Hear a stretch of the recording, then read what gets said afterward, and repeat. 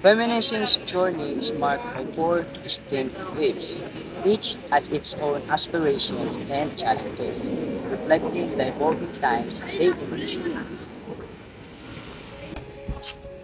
These waves represent the dynamic shifts in the fight for gender equality, painting a picture of progress through ages.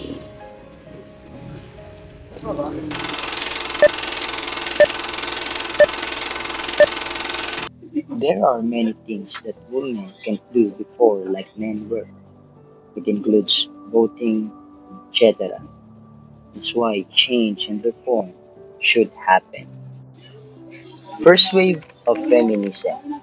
It began around 1848 until 1920.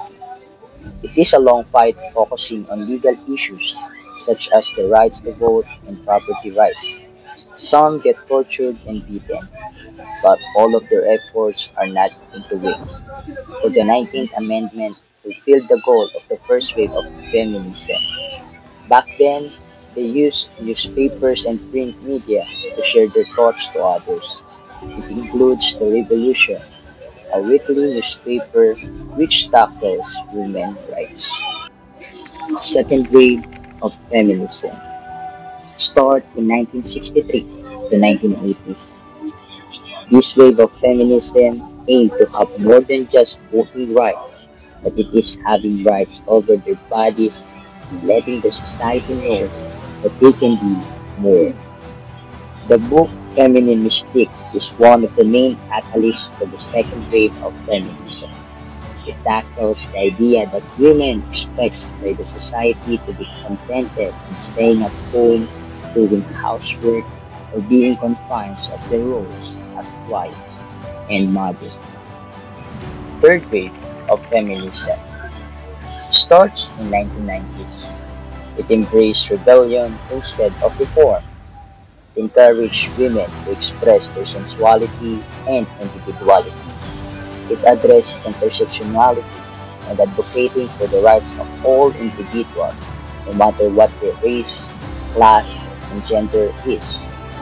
Bright Girl was a music movement in the 1990s that encouraged women to express themselves and address important issues.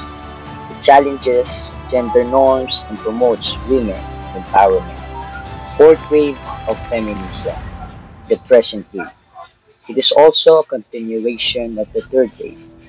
It is more on digital activism, which tackles sexual harassment and more. Since we are now in the present day, social media is one of the ways to voice out our concerns. Hashtag MeToo movement brought widespread attention to show how many women have been not treated right. First wave of feminism. So it focuses on the women's right to vote. So women often portrayed in limited and traditional roles. So society thinks that women should only do this, women should only have this, and etc. So the second wave, it led to an increased presence of women in the media, but they were often depicted in stereotypical or sexualized roles. For example, the Feminine Mystic book. So this book tackles that women is viewed as a wives and mother role. So the society thinks that they should only do the house activities and etc.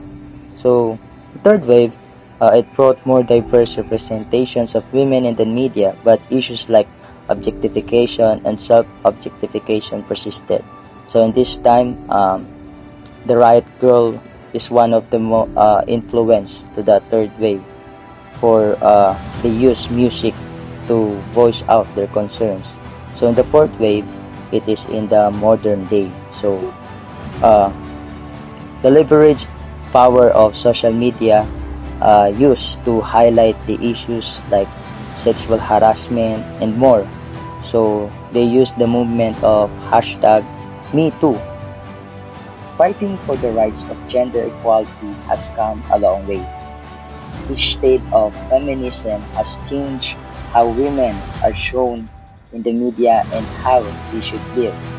They shouldn't be limited by what society thinks that they should do, or they have the strength and ability to execute anything that they want to do. Media contents also helps wake people up and fuel the idea that women should have the rights.